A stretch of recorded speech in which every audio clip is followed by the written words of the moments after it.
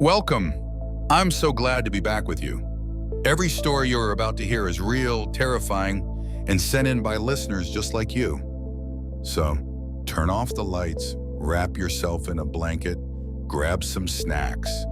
You're in for a night of true horror. Before we dive in, don't forget to subscribe to the channel and leave a like. It truly helps and inspires us to bring you even more chilling tales. Are you ready? Then settle in, because it's time for the long-awaited scary stories for a rainy evening. Eleanor Blackwood, a marine biologist with a tragic past, joins an expedition aboard the research vessel eerie to study unexplained phenomena in the North Atlantic. As they delve deeper into the ocean's mysteries, strange occurrences begin, a haunting melody that only Eleanor hears, glowing runes etched into the seabed, and crew members disappearing without a trace. The team discovers an ancient underwater temple linked to a forgotten civilization. But as they explore further, they awaken something ancient and malevolent lurking in the abyss. The waves crashed against the hull of the eerie, their rhythm almost hypnotic under the dim light of the moon. Eleanor Blackwood stood at the railing, her breath visible in the cold night air. She clutched a notebook tightly in one hand, its pages filled with sketches of deep-sea creatures and cryptic symbols she had glimpsed during previous dives. Her mind wandered back to the accident, the reason she was here now, searching for answers beneath the waves. "Still up, Mr. Blackwood?" Captain Larson's voice broke through her thoughts. He approached from the bridge, his boots echoing softly on the deck. A grizzled man in his 50s, he wore a perpetual scowl that seemed carved into his weathered face. "Couldn't sleep," Eleanor replied, forcing a smile. "Too much coffee earlier." Larson nodded but didn't leave. Instead, he leaned against the railing beside her, lighting a cigarette. The orange glow illuminated his features briefly before fading into the darkness. "You're not like the others," he said after a pause. It wasn't a question. "No," Eleanor admitted. "I'm not here just for science." He exhaled a plume of smoke. "Thought so. You've got that haunted look about you. Seen it before in soldiers, sailors, people running from ghosts." Eleanor stiffened but said nothing. She turned her gaze back to the endless expanse of water stretching out before them. Somewhere below, kilometers down, lay the trench they were scheduled to explore tomorrow. Officially, it was called the Veil Trench, named for its depth and mystery. Unofficially, among superstitious sailors, it was known as the Devil's Scarf. "What do you think we'll find from there?" Larson asked, more to himself than to her. "I don't know," Eleanor murmured, "but I need to see it." Before Larson could respond, a sudden splash echoed across the water. Both turned sharply toward the sound, squinting into the blackness. The sea was calm, yet ripples spread outward from a point several meters away from the ship. Then came the singing. It was faint, almost imperceptible over the wind and waves, but unmistakably melodic. A mournful tune unlike anything Eleanor had ever heard. It sent shivers down her spine, raising goosebumps on her arms despite the heavy coat she wore. "Did you hear that?" she whispered. Larson frowned, straining to listen. "Hear what?" "The song." His expression darkened. "There's nothing out there, Doc. Just the sea playing tricks." Yet even as he spoke, doubt flickered in his eyes. The melody grew louder, clearer. It seemed to emanate from all directions, wrapping around the ship like a spectral embrace. Eleanor felt drawn to it, an irresistible pull tugging at her very soul. She stepped closer to the edge, peering into the abyss below. "Stay back," Larson barked, grabbing her arm. His grip was firm, grounding her. "Whatever you're hearing, it ain't natural." But Eleanor couldn't tear herself away. The notes resonated within her chest, stirring memories she'd buried long ago. Memories of drowning screams, of icy water closing over her head, of hands reaching out. Suddenly, the ship rocked violently, throwing both of them off balance. Eleanor stumbled backward, her heart pounding. Overhead, the sky churned, clouds swirling unnaturally fast. Lightning forked across the horizon, illuminating the water in brief flashes. And then, rising from the depths, came a shape.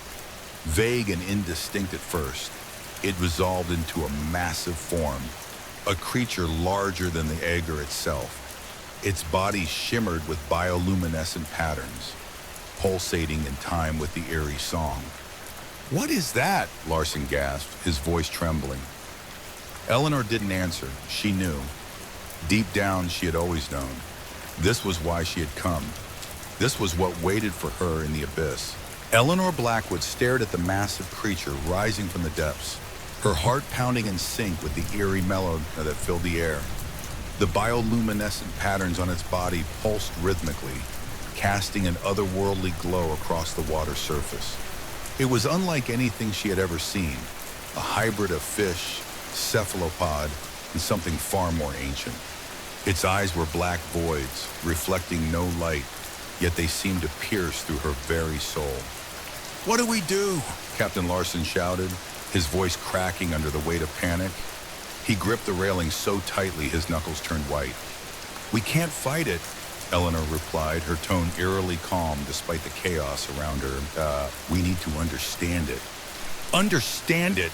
Larson barked incredulous. "That thing could swallow this ship whole." Before he could argue further, the creature let out a deafening roar that shook the Aegir to its core. The sound wasn't just auditory, it resonated within their bones, making them feel as though their insides were vibrating apart. Crew members stumbled across the deck, clutching their heads in agony. Some collapsed entirely, writhing on the wet planks as if possessed by unseen forces. Eleanor tried to block out the noise, focusing instead on the song that had first drawn her attention. She realized now that the melody wasn't random. It followed a pattern, almost like a language. Her years of studying marine biology and acoustics kicked in, and she began mentally dissecting the notes, searching for meaning. The ship rocked violently again, throwing everyone off balance. Eleanor grabbed onto the railing just in time to avoid falling overboard. Through the chaos, she noticed something peculiar. The runes etched into the seabed earlier were glowing faintly beneath the waves. They matched the pulsating patterns on the creature's skin. "It's communicating," she muttered to herself, her mind racing. "It's trying to tell us something. But what? And why?" By dawn, the creature had disappeared back into the abyss, leaving behind only ripples on the water surface. The crew was shaken but alive, though several members refused to return to work.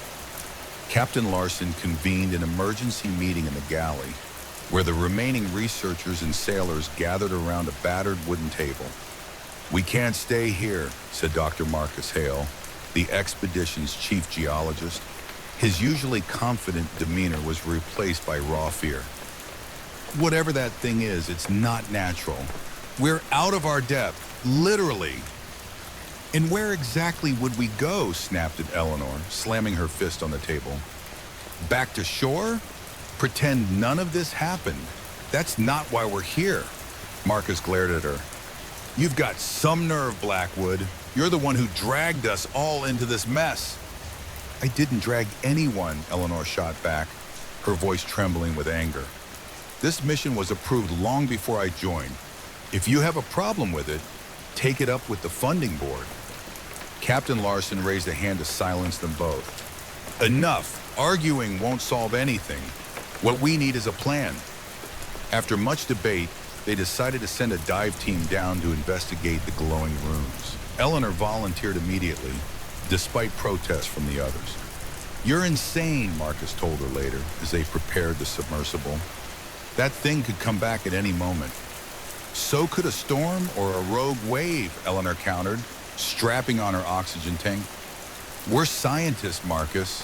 Our job is to face the unknown, not run from it." Reluctantly, Marcus agreed to join her, along with two junior researchers, Sophia Alvarez and James Carter. Together, they boarded the small submarine, descending into the inky blackness below. As they plunged deeper, the sunlight faded, replaced by the cold, unyielding darkness of the deep ocean.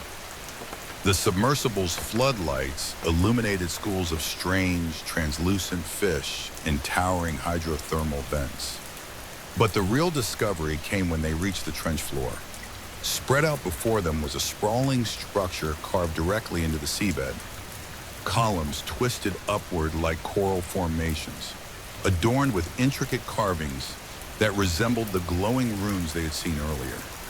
At the center stood a massive archway, its entrance framed by jagged teeth-like protrusions. This isn't possible, Sophia whispered, her voice trembling with awe. Who or what could have built this? No one knows about this place, James added, checking his instruments. It doesn't show up on any maps or sonar scans. The team cautiously maneuvered the submersible closer, shining their lights into the archway. Beyond it lay a cavernous interior, its walls covered in more carvings and symbols. In the center of the room sat a pedestal, upon which rested a crystalline object pulsating with a faint blue light. That must be the source of the seeing, Eleanor said, her voice tinged with excitement. If we can retrieve it, maybe we can decipher the message. Against Marcus's protest, they decided to leave the safety of the submersible and explore the temple on foot. Equipped with rebreathers and waterproof tablets, they swam into the structure, their movements slow and deliberate due to the crushing pressure. Inside the temple, the atmosphere grew increasingly oppressive. The walls seemed to hum with energy, and the temperature dropped sharply. As they approached the pedestal, Eleanor felt a strange pull, as if the crystal were calling to her specifically. She reached out, her gloved hand hovering inches above its surface. "Don't touch it," Marcus hissed, grabbing her arm. But it was too late. The moment Eleanor's fingers brushed against the crystal, the entire temple shuddered. The carvings on the walls lit up, bathing the room in an intense blue light. A deafening chorus of voices erupted, overlapping and discordant, filling their minds with images of destruction and despair. Sophia screamed, clutching her head as blood trickled from her ears. James backed away frantically, colliding with a column. Only Eleanor remained still, transfixed by the visions flooding her mind. She saw flashes of her past, the accident, the drowning, the hands reaching out, but also glimpses of something else, an ancient civilization worshiping the creature from the abyss, sacrifices made to appease its hunger, a prophecy foretelling its return. Then, abruptly, the vision stopped. The light dimmed and the temple fell silent once more.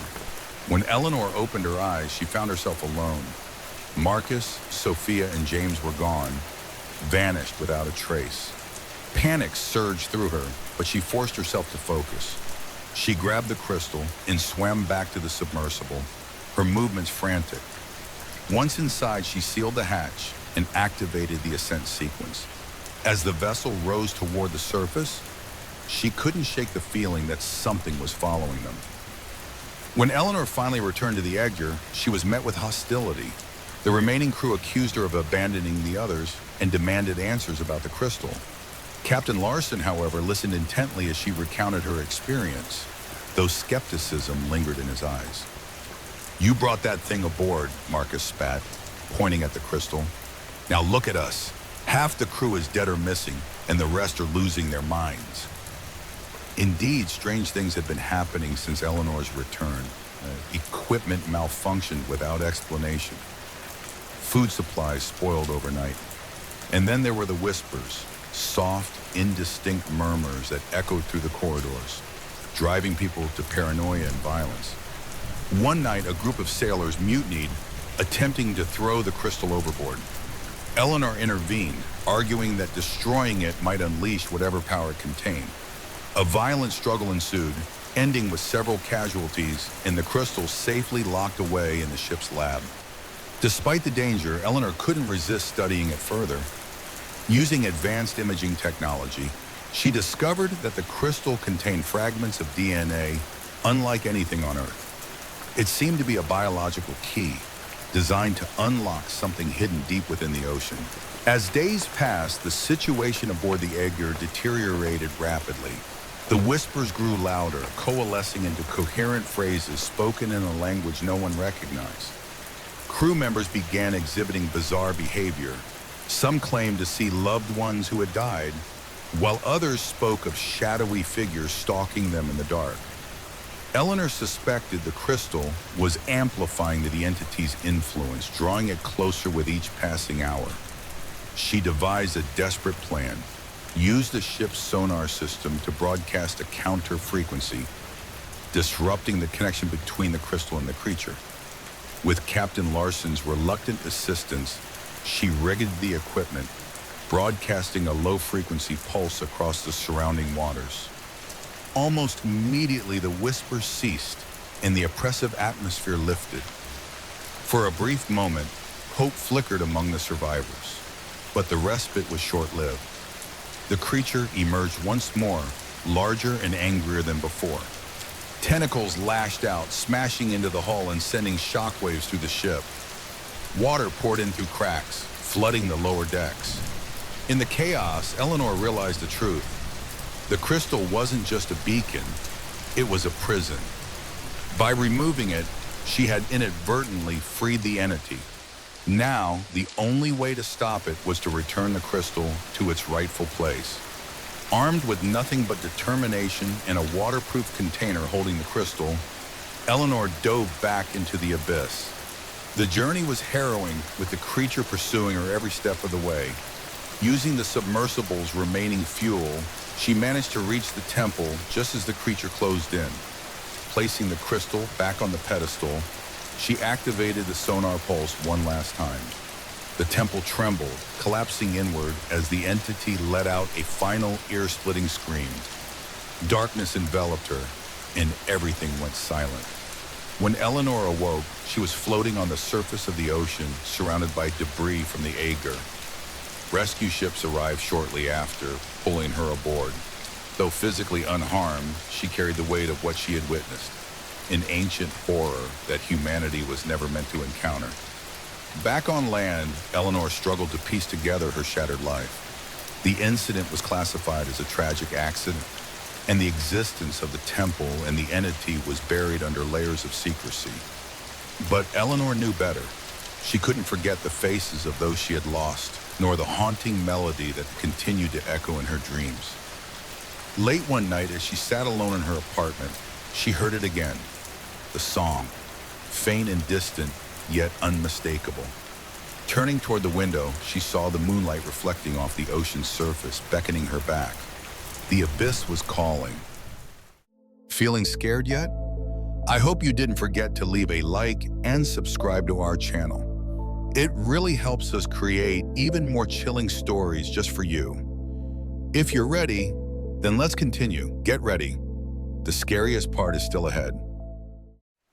Adrian Faulkner leads an archaeological team to Romania, where they unearth a buried monastery rumored to house relics of immense power. As they dig deeper, the team begins experiencing vivid nightmares, hallucinations, and paranoia. They discover an ancient artifact, a mirror that reflects not their physical selves, but their darkest fears and desires. One by one, the archaeologists succumb to the mirror's influence, leading to horrifying transformations and deaths. Adrian must confront his own guilt and secrets if he hopes to survive. The shovel struck stone with a hollow clang, sending vibrations up Adrian Faulkner's arms. He paused, crouching lower to inspect the obstruction. Beneath layers of dirt and decay, the surface gleamed faintly in the sunlight, filtering through the trees. It was smooth, unnatural, an indication they were close. Found something? Claire Dubois called from nearby, brushing sweat-soaked hair from her face. Her accent carried the lilting cadence of Parisian French, a stark contrast to the rugged wilderness surrounding them. Adrian nodded, excitement bubbling beneath his usual stoic demeanor. Stone, looks carved, could be part of the foundation. Claire hurried over, kneeling beside him. Together they began clearing away the earth, revealing intricate carvings etched into the stone. Symbols spiraled outward in concentric circles, their meaning obscured by human erosion. Despite this, Adrian felt a chill run down his spine. There was something unsettling about the designs, as though they weren't meant to be seen. "This isn't medieval," Claire murmured, tracing a finger along the edge. "These patterns are older, pre-Christian, maybe." Adrian straightened, scanning the excavation site. The forest loomed close, its shadows thick and impenetrable. They had chosen this location based on local legends, tales of a monastery abandoned centuries ago, swallowed by the earth after a catastrophic event. Most dismissed the stories as folklore, but Adrian believed otherwise. He had spent years chasing whispers of such places, driven by a desire to uncover truths hidden from history. "Let's keep digging," he said, his tone firm. "We're close." By late afternoon, the team had uncovered the entrance to what appeared to be a subterranean structure. A narrow staircase descended into darkness, its steps worn smooth by countless feet. Torches were lit, casting flickering light onto damp walls adorned with faded frescoes. The air smelled of mildew and something else, something metallic, like blood. As they ventured deeper, the atmosphere grew oppressive. Even the torchlight seemed reluctant to penetrate the gloom, leaving corners cloaked in shadow. Adrian noticed subtle changes in his colleagues' behavior. Normally cheerful faces were pale and drawn. Laughter had given way to terse whispers. Only Claire remained unfazed, her focus unwavering. They reached a large chamber at the heart of the complex.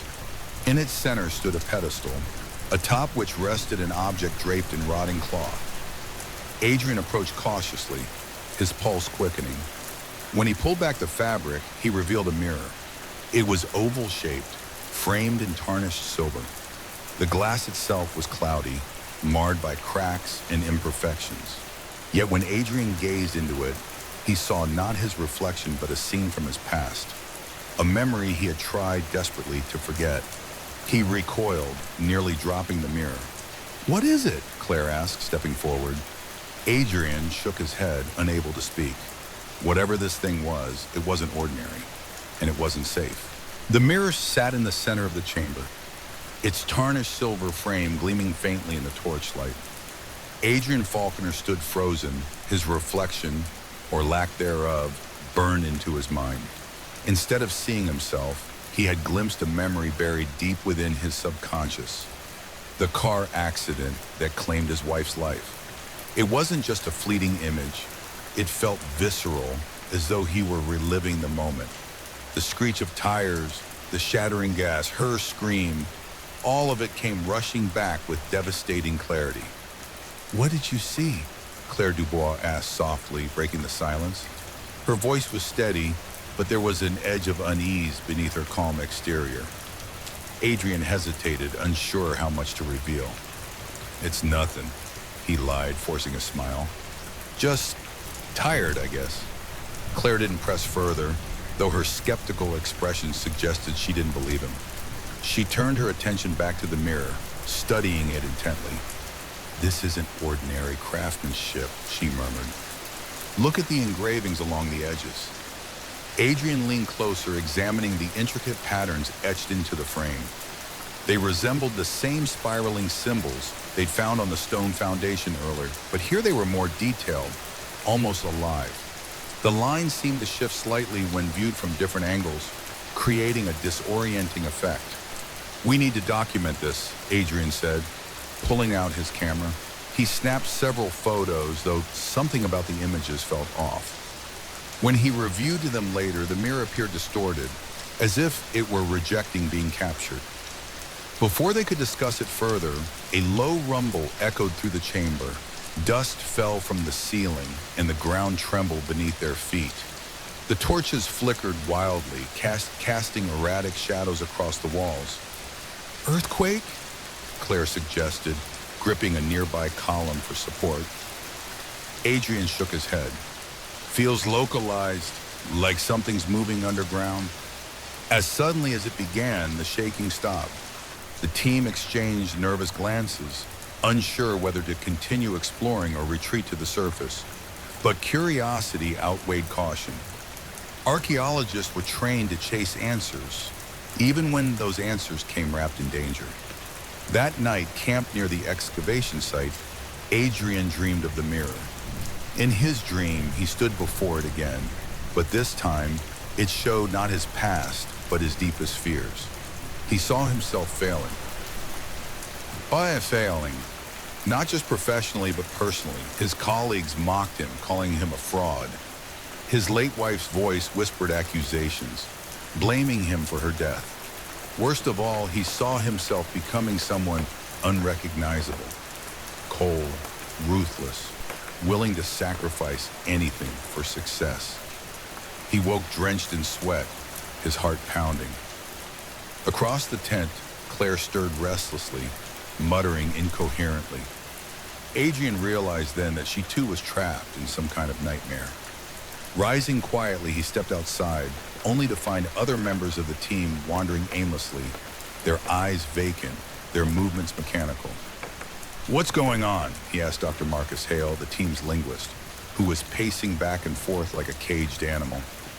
"I don't know," Marcus replied, his voice strained. "I keep hearing voices. They won't stop." Adrian's stomach churned. Whatever the mirror was, it was affecting everyone differently, but always feeding on their vulnerabilities. He resolved to destroy it first thing in the morning, hoping to sever its influence. The next day, the team descended deeper into the monastery's labyrinthine halls. Each room revealed new horrors, frescoes depicting grotesque rituals, statues with faces twisted in agony, and crypts filled with skeletal remains arranged in unnatural positions. At the heart of the complex, they discovered a library whose shelves sagged under the weight of ancient manuscripts. Claire, fluent in Latin and several dead languages, began translating fragments of text. What she uncovered chilled them to the bone. The monastery had been home to a cult devoted to summoning an entity known as Umbra Noctis, the shadow of night.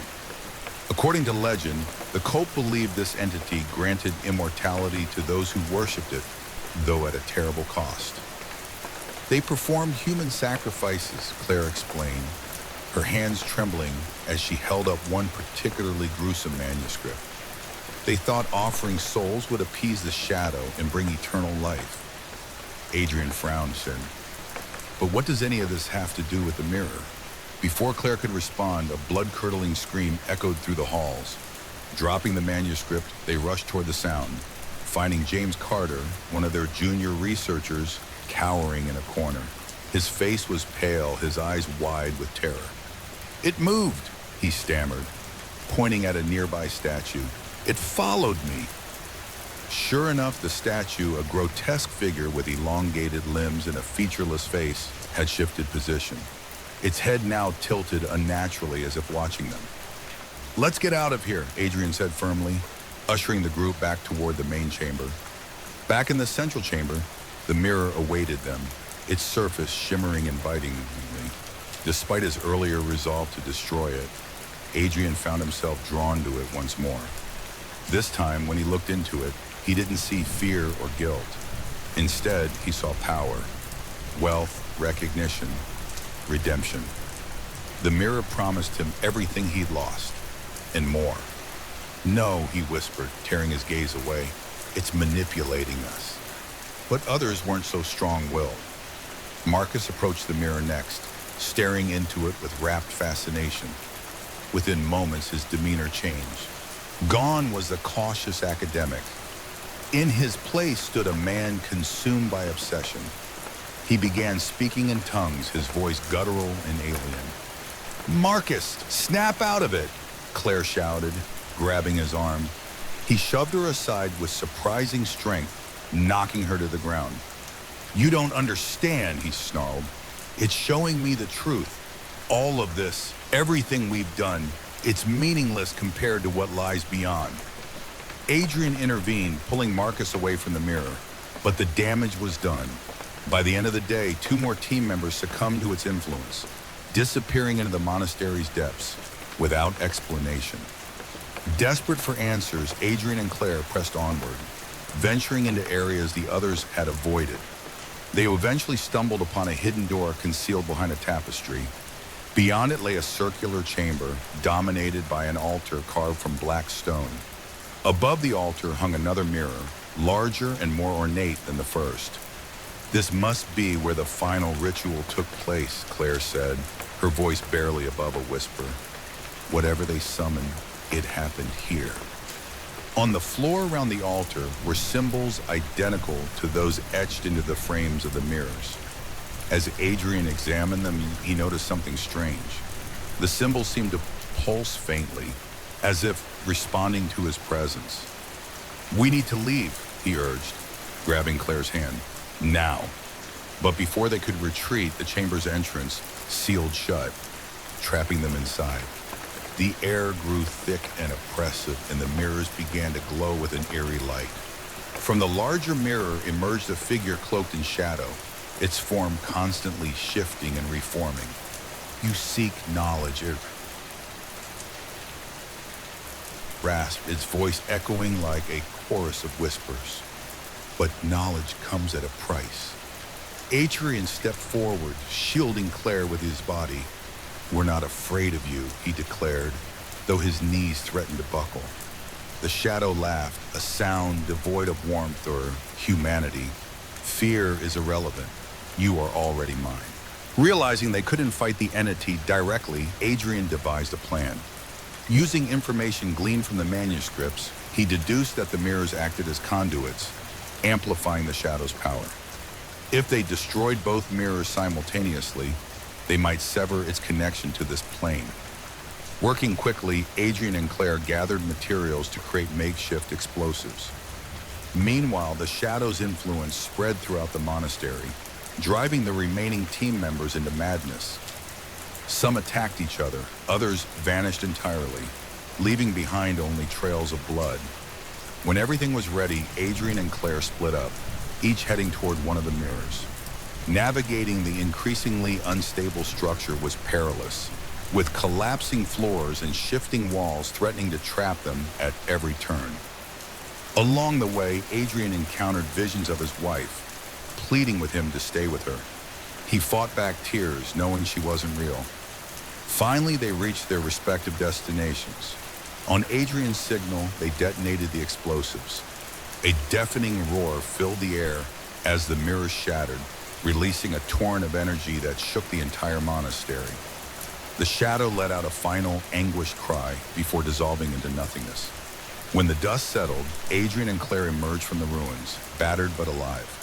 The rest of the team was gone, presumed dead.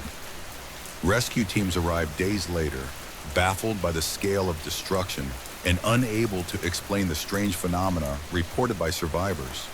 Back home, Adrian struggled to move on. The experience left him scarred, both physically and emotionally. Though he tried to return to his work, he couldn't shake the feeling that the shadow still lingered somewhere, waiting for another opportunity to rise. One evening, while sorting through recovered artifacts, he found a fragment of the larger mirror. Its surface gleamed faintly, reflecting not the room around him, but a swirling void. Against his better judgment, he picked it up and heard the whisper again. "Knowledge comes at a price." Still with us, or too scared to stay? If you haven't yet, make sure to leave a like and subscribe. It keeps the darkness whispering new tales your way. Now, if you're brave enough, let's dive even deeper. The true horror is just beginning. Isabella Hartley, a skeptical journalist, visits Ravenshaw Manor to investigate claims of hauntings. The estate has a grim reputation. Visitors vanish, and those who remain are driven insane. Isabella dismisses the rumors until she experiences inexplicable phenomena firsthand. Ghostly apparitions, disembodied voices, and rooms that change layout overnight. She uncovers evidence of occult rituals performed by the original owners, awakening spirits bound to the property. To escape, Isabella must decipher the manor's secrets while resisting its corrupting influence. Ravenshaw Manor loomed against the stormy sky, its silhouette jagged and foreboding. Lightning illuminated its towers and spires, casting grotesque shadows across the grounds. Isabella Hartley tightened her grip on the steering wheel, her knuckles white. She hadn't believed the stories, not really. But standing here now, she couldn't shake the feeling that something was terribly wrong. "You sure about this?" asked Marcus, her cameraman, from the passenger seat.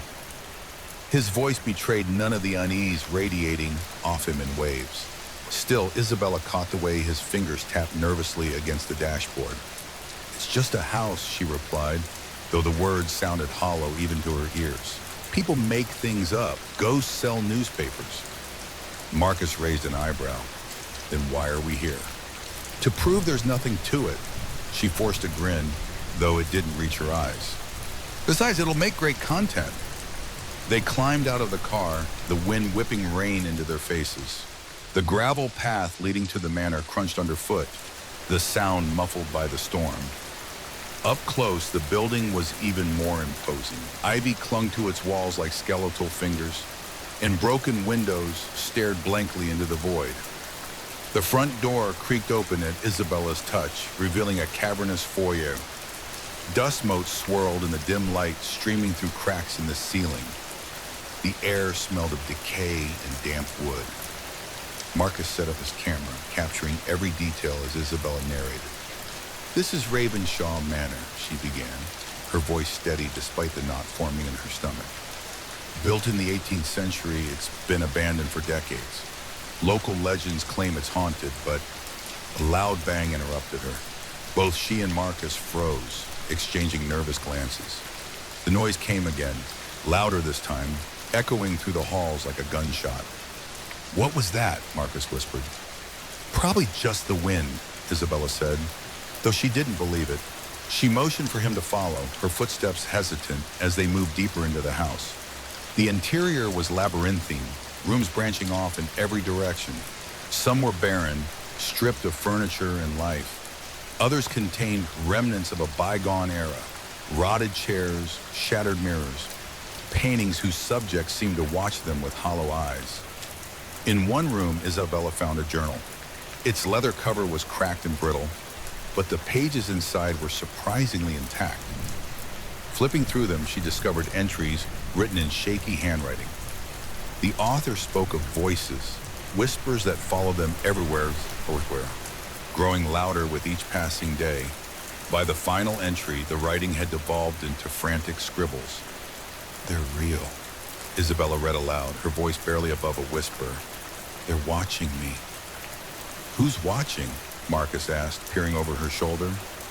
Before she could answer, a soft laugh echoed through the room. It was faint, almost imperceptible, but undeniably human. Both spun around, searching for the source. The room was empty. "We should go," Marcus said, his voice tight. Isabella hesitated, torn between curiosity and fear. But as another laugh rang out, closer this time, she realized they might already be too late. Isabella Hartley clutched the journal in her trembling hands, its leather cover slick with sweat despite the chill in the air. The entries had grown increasingly erratic as she flipped through them, culminating in a final scrawl that read, "They see me. They know I'm here. I can't escape." "Who's they, Marcus asked again, his voice barely audible over the creaks and groans of Ravenshaw Manor. He adjusted his camera, capturing every detail of the room, the rotting furniture, the peeling wallpaper, the faint glow of moonlight filtering through cracked windows. "I don't know," Isabella admitted, though she felt the answer lurking just out of reach, like a shadow at the edge of her vision. "But whatever it is, it's still here." As if on cue, another laugh echoed through the halls, closer this time, almost mocking. Both Isabella and Marcus froze, their eyes darting toward the doorway. The sound wasn't human, it was too high-pitched, too distorted, as though multiple voices were layered together. "We should stick together," Marcus suggested, lowering his camera. "If something happens, we'll have each other's backs." Isabella nodded, though skepticism warred with unease in her mind. She prided herself on being rational, on debunking myths and exposing hoaxes, but there was no denying the oppressive atmosphere of the manor. It felt alive, watching their every move. Determined to uncover the truth, they decided to explore the upper floors. The staircase leading upward was narrow and rickety, its wooden steps groaning under their weight. As they ascended, the temperature dropped sharply, and the air grew thick with the scent of mildew and decay. The second floor was even more decrepit than the first. Doors hung crookedly from their hinges, and many rooms were inaccessible due to collapsed ceilings or piles of debris. In one chamber, however, they found something that made their blood run cold: a nursery. The crib was overturned, its mattress shredded and stained with what looked like dried blood. Dolls sat propped against the walls, their glassy eyes staring blankly ahead. A mobile above the crib swayed gently, though there was no breeze to move it. "This is wrong," Marcus muttered, backing away slowly. No kid could have survived in a place like this. Isabella knelt beside the crib, examining the stains. "These aren't fresh," she said, her voice steady despite the knot forming in her stomach. "Decades old, maybe longer." Before she could investigate further, a child's laughter rang out, a sound so innocent it sent shivers down her spine. It came from behind them, but when they turned, the hallway was empty. "Did you hear that?" Marcus whispered, his face pale. "Yes," Isabella replied, "and it's not leaving us alone." Back downstairs, they regrouped in the foyer, where Isabella noticed an antique table partially hidden beneath a tattered cloth. On top of it lay a dusty Ouija board, its planchette chipped and worn. Despite Marcus's protest, she insisted on trying it. "It's just a game," she said, brushing off his concerns. "Nothing supernatural about it." Reluctantly, he joined her, placing his fingers lightly on the planchette alongside hers. At first, nothing happened. Then, with a sudden jerk, the planchette began moving across the board, spelling out letters faster than either of them could keep up. "Helpme. "What the hell?" Marcus exclaimed, pulling his hand away. Isabella leaned closer, her pulse quickening. "Help who?" The planchette moved again, this time forming a single word: "Wah." "Emil, wait." Before they could react, the lights flickered violently, plunging the room into darkness. When they came back on moments later, the Ouija board was gone, leaving only claw marks gouged deep into the tabletop. Desperate for answers, Isabella delved deeper into the manor's history. Using a portable Wi-Fi hotspot, she accessed local archives online and uncovered disturbing details about Ravenshaw Manor's past. Built in the late 19th century by Victor Ravenshaw, a wealthy industrialist obsessed with occult practices, the estate became infamous after a series of disappearances. Victor had hosted seances and rituals, inviting guests to participate in experiments designed to contact the dead. Many never returned home, and those who did claimed the house was cursed. Most chilling of all was the story of Emily Ravenshaw, Victor's young daughter. According to legend, she vanished during one of her father's ceremonies, her body never found. Some believed she had been sacrificed. Others claimed she had become trapped between worlds. "Emily," Isabella murmured, recalling the name spelled out on the Ouija board. "She's still here." Marcus shook his head, visibly unnerved. "This is insane. We need to leave it before..." He stopped mid-sentence, his gaze fixed on something behind Isabella. Turning slowly, she saw a figure standing in the doorway, a little girl in a tattered dress, her face obscured by shadows. "Emily?" Isabella called softly, taking a cautious step forward. The girl didn't respond.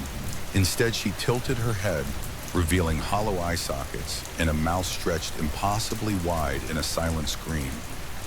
Then, with a flicker, she vanished. Over the next few hours, the paranormal activity escalated dramatically. Objects flew across rooms without warning. Shadows darted along the walls, always just out of sight. And then there were the whispers, soft, insistent voices urging Isabella to follow them. "Don't listen to it," Marcus pleaded, grabbing her arm as she wandered toward the basement stairs.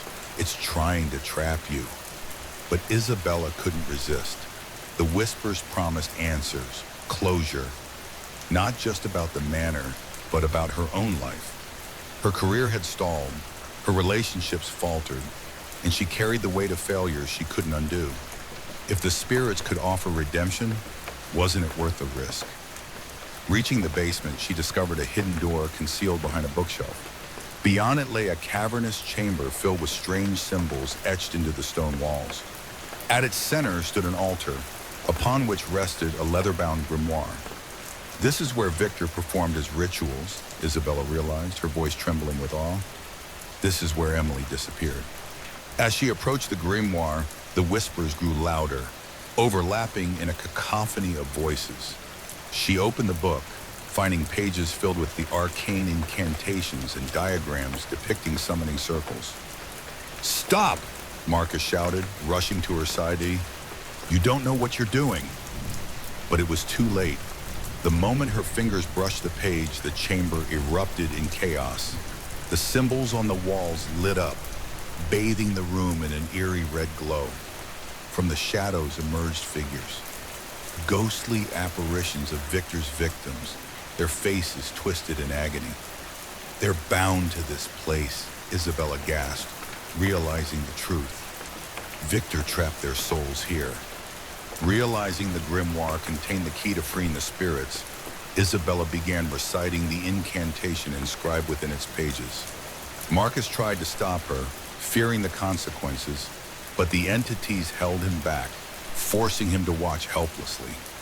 The ritual required a sacrifice, a drop of blood spilled onto the altar.